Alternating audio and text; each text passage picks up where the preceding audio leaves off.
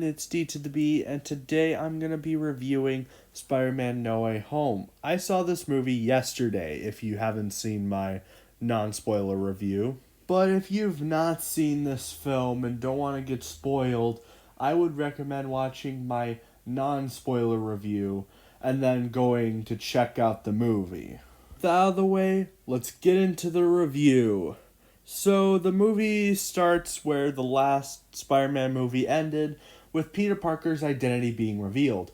And of course, when the people find out, they get all frantic in front of MJ. They're going like, "Are you Spider-Man's girlfriend? Are you Spider-Man's girlfriend?" Peter comes and gets the crowd away from her, which of course the crowd tries attacking Peter, where Peter and MJ start swinging all over again. And they have to go through all the way to town to get away from helicopters, people. And at some point they do a joke. They go like, "Dude, dude, dude," which was kind of funny, but also kind of stretched out at the same time. At some point, helicopters come up. Then MJ and Spider-Man go swinging again. They go underneath the subway to lose them, and then they go back to Aunt May's, which of course at the same time the helicopters find out where he lives, because of course, why not? So the past weeks or months, I honestly don't remember how far it was, people are still, of course, mad at Peter. One person throws a bucket of paint at Peter Parker, of course. And even Daredevil in this introduction is in the movie for a little bit, trying to help Peter get out of the situation he's in, which it makes sense from what I've heard. Peter and Daredevil get along very well, if I'm remembering right. Seeing a Daredevil in this movie just makes me want to watch the Netflix Daredevil series. It just does. Anyway, later in the film, Peter returns back to school, and the principal has made this memorial for Peter, like all this stuff that's about Peter. And of course everyone films him walking through class, MJ and Peter. And about when MJ and Peter were going to kiss, Ned comes in saying that it is chaotic down there, and Ned mentions the idea that all three of them should live together when they're in college, because of course college admissions are happening, trying to apply for college. And then we get a scene of Peter getting each admission, which of course they were denied. And then it comes to the final admission for the college he wants. But of course, the third one rejected him. Same with MJ and Ned. And Peter says it's not fair because you didn't do anything wrong. So Peter mourns, and then he sees this Halloween vampire decoration, and he gets the idea of Doctor Strange, because of course the decoration looks like Doctor Strange. Once Peter arrives at Strange's, the whole building is covered in snow. Well, at least the inside is, because there was some dimension which they hadn't put a spell block on, which of course led to the place snowing because they didn't do it. And we find out that Wong, the sidekick of Doctor Strange, became the new Supreme Sorcerer or something like that during Doctor Strange's absence in Endgame, because he was snapped out in Infinity War. And Peter wants Doctor Strange to make sure that Mysterio never revealed his identity, so none of this would happen. But Doctor Strange says he can't help him because the Time Stone was lost forever. which then Strange gets the idea of a spell that can wipe everyone's memory. Wong is, of course, not for it, but in the end, he just says to keep him out of it. Originally, I was okay with this, but I kind of see this a little bit stupid. Because Wong is in charge. He could just say, no, you are not doing that. But he just says, just leave me out of it. So then Peter and Doctor Strange go down and cast the spell, which of course, like the trailers, Peter realizes that he wants to have some people remember, so Doctor Strange is constantly changing it, which causes the spell to misfunction and almost destroy the multiverse, but Doctor Strange was able to contain it for a bit. And then of course, Doctor Strange yells at Spider-Man, but then he says, Sometimes I forget that you're just a kid. And then at some point, Doctor Strange throws Spider-Man out of the building because he didn't even call the college director to reconsider, which was kind of funny in my opinion. But anyway, after Peter gets thrown out of the building, Peter tries to find the lady that he wants to have a consideration for his friends going to college, which of course he has to agree to Dash, I think it is, that he'll be his best friend. Dash tells him that she is heading for a plane. Peter finds her, but of course, when he's trying to talk to her, the one and only Doc Ock from the Tobey Maguire trilogy comes and prepares to fight Peter. And Doc Ock, after he says hello Peter, asks Peter, what have you done with my machine? Which Peter is confused, and he tries to calm down Doc Ock so they can find the machine together, but of course they fight in a big action scene. Which I will admit, it is a pretty cool action scene. But at the same time, Peter is trying to fight Doc Ock and trying to save the lady that can get his friends to the college they want. And at some point, she's almost close to getting hit by a train in her car because she's dangling off the bridge, which is conveniently on top of a railroad track. If Peter wasn't there, she could have hit the ground and then the train could have hit her. After Peter saves the lady of sorts, right now Doc Ock then grabs Peter and starts swinging him around, and at some point pulls off the chest piece of his Iron Spider suit. And of course, we've seen the clip on the trailers. The nanobots that form Peter's Iron Spider suit fuse to Dr. Octavius's tentacles.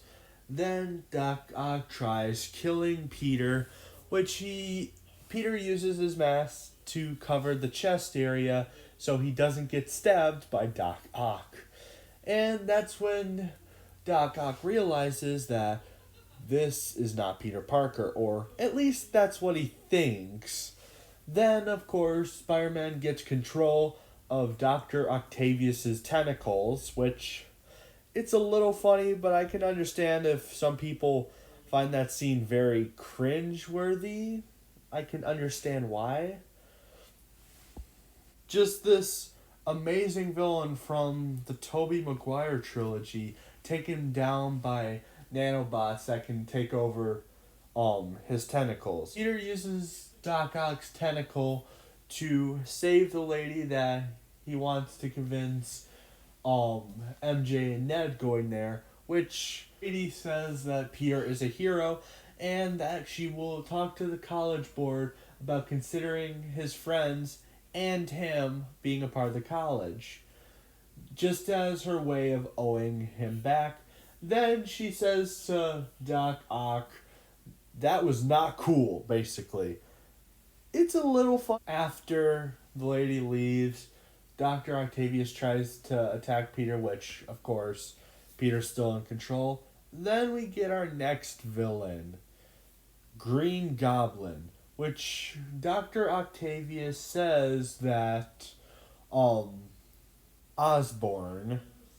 Then Peter and Dr. Octavius are immediately transported to Doctor Strange's lair. Of course, Dr. Octavius being in a cage, just like the trailers, and Doctor Strange says, after we shut that spell down, some people from the multiverse came into our world, and Doctor Strange makes this bracelet for Peter deployed with Doctor Strange's magic, so he can send them in their cages and then they can send them back right to their universes. And so far they have Dr. Octavius and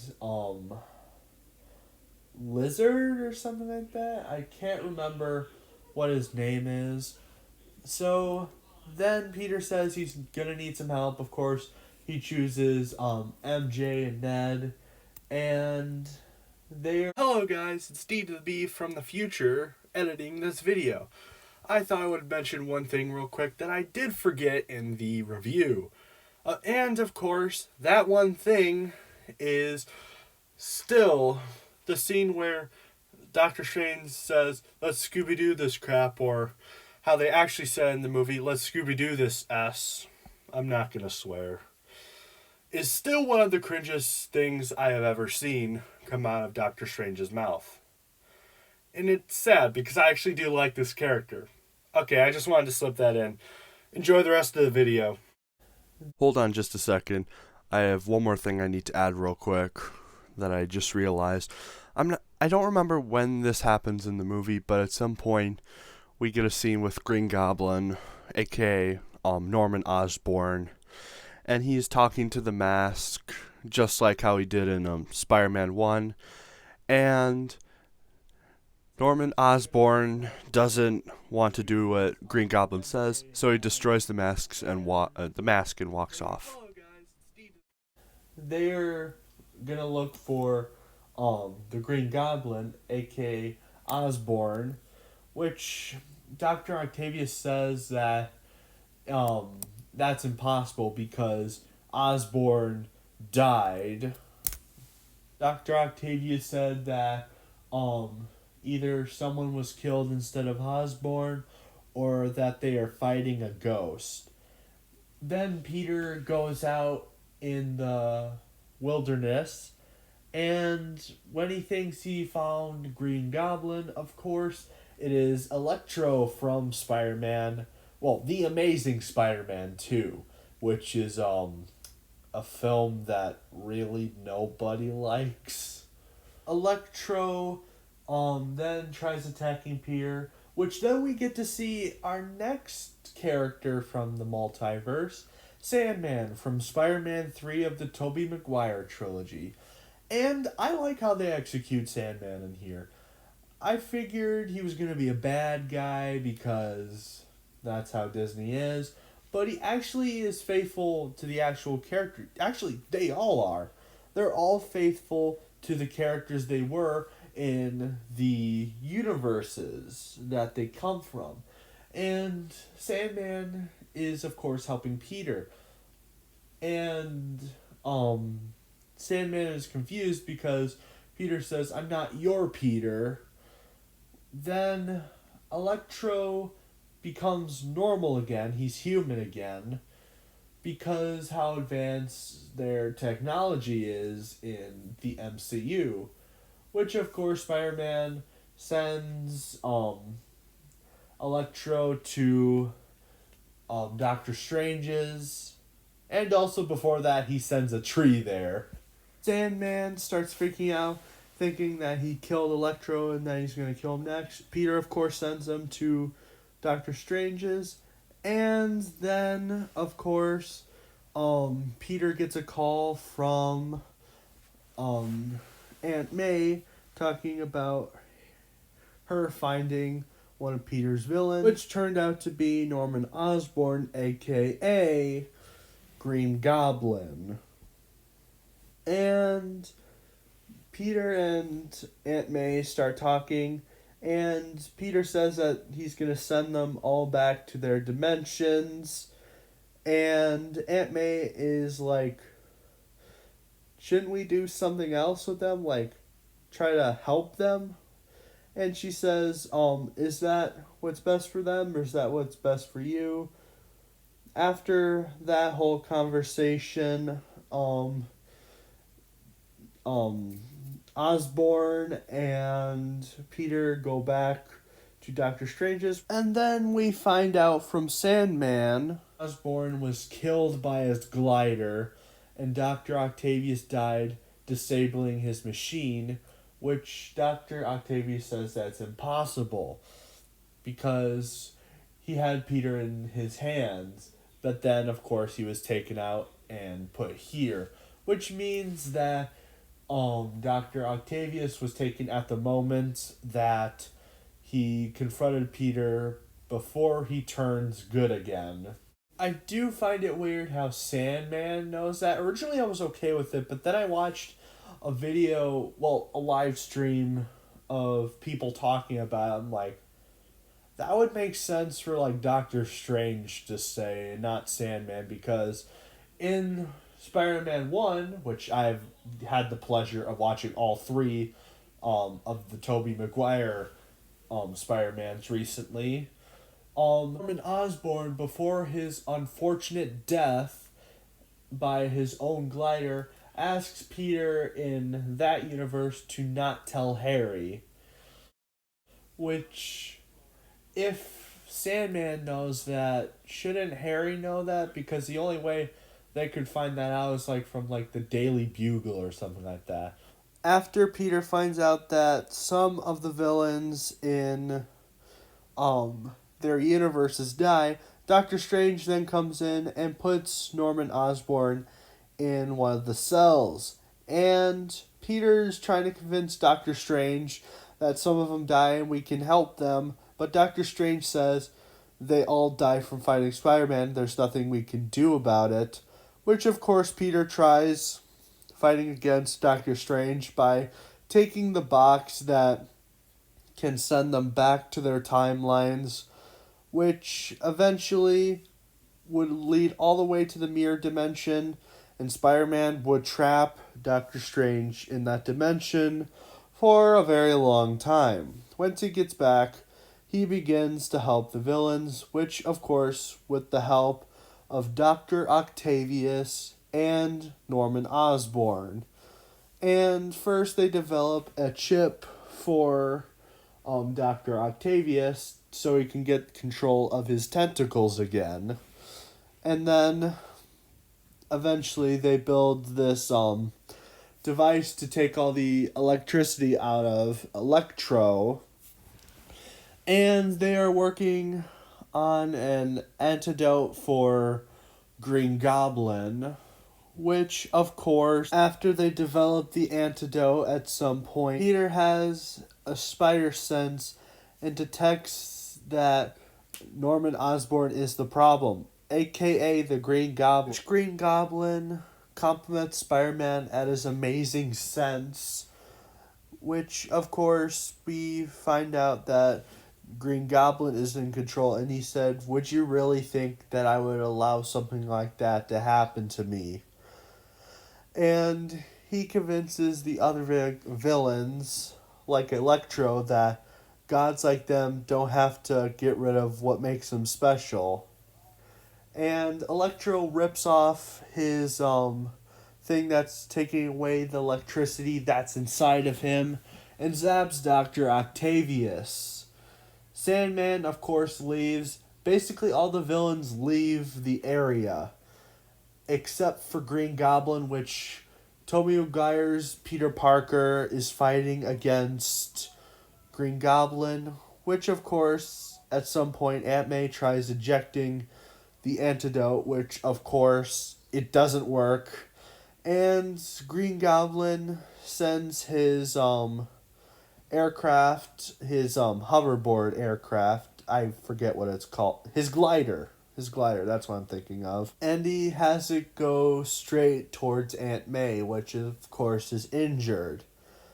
And then the Green Goblin escapes and throws one of his bombs at Peter. After the building explodes, Peter finds Aunt May, which of course Peter says that he messed up by trusting the villains. Aunt May said you were trying to do the right thing. And then she says the stupidest thing in the whole movie. With great power comes great responsibility. That scene was so cringeworthy. Like, they took that from Uncle Ben from the previous Spider-Man movies. It was just so cringy that they took something from a beloved character and put it into another character. It was just seeing the Tobey Maguire films just made that so cringy.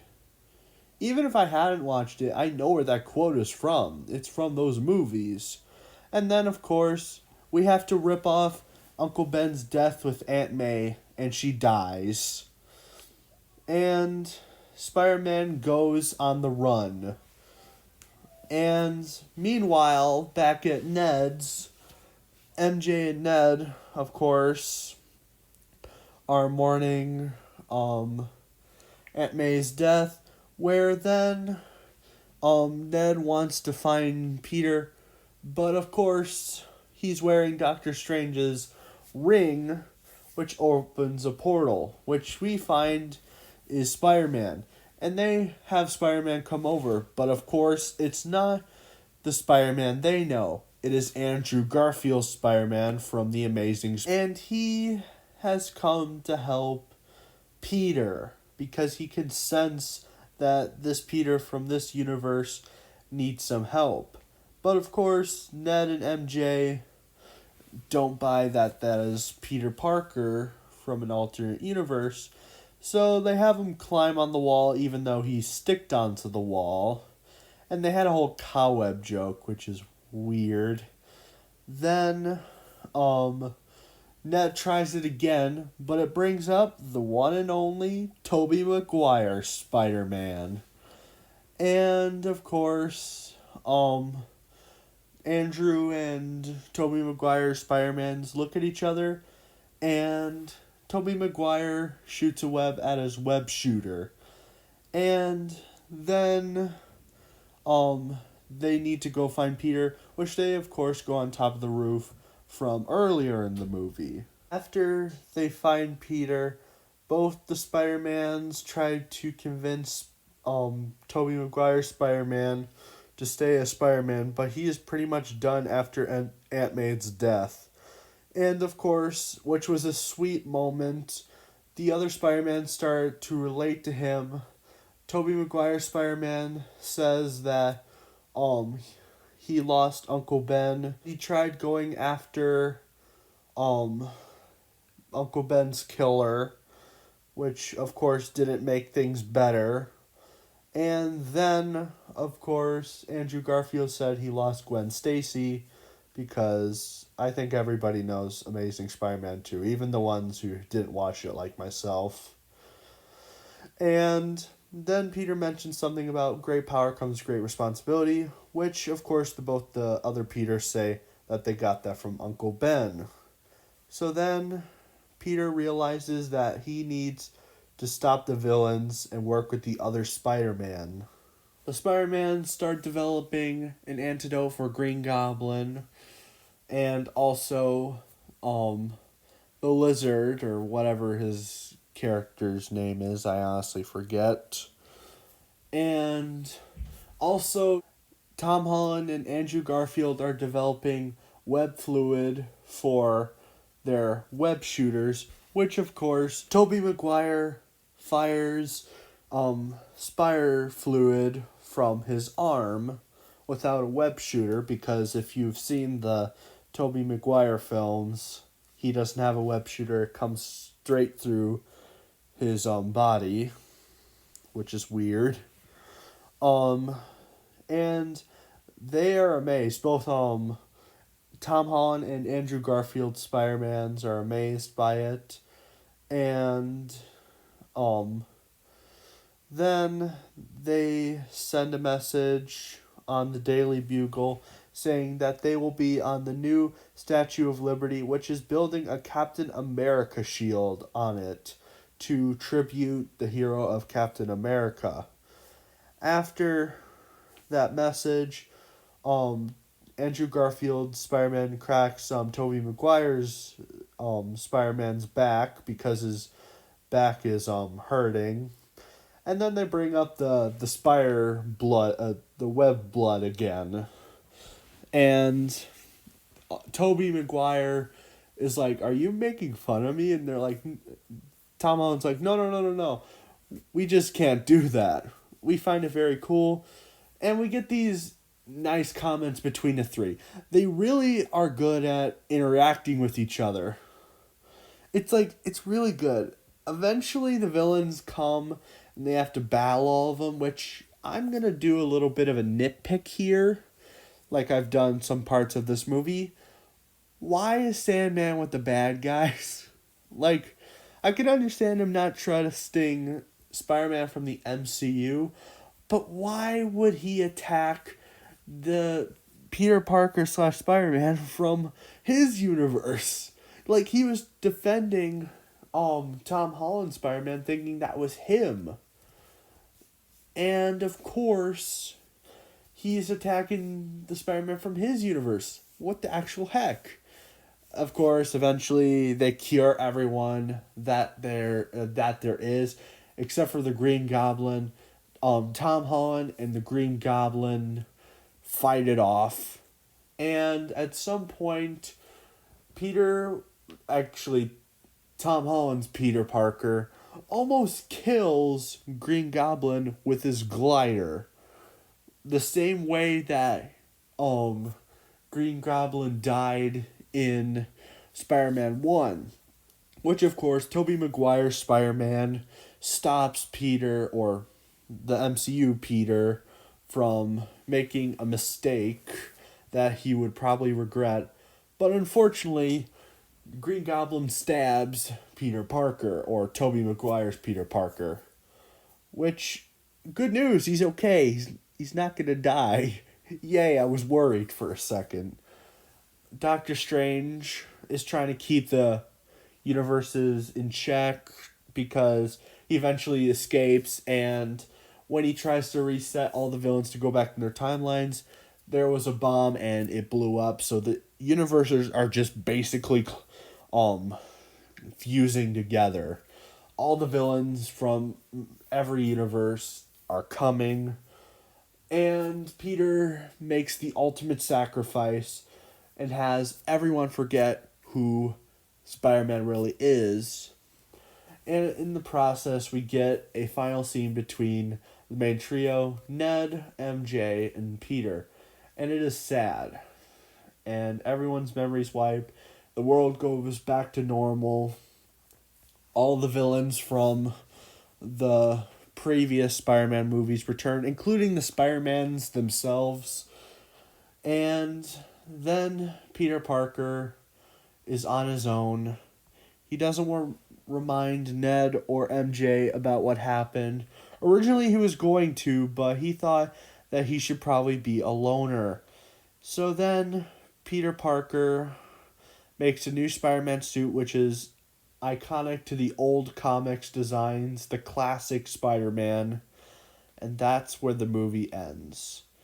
Oh yeah, we also get a small cameo from Venom, from the Venom movies, which this cameo was disappointing, to be honest.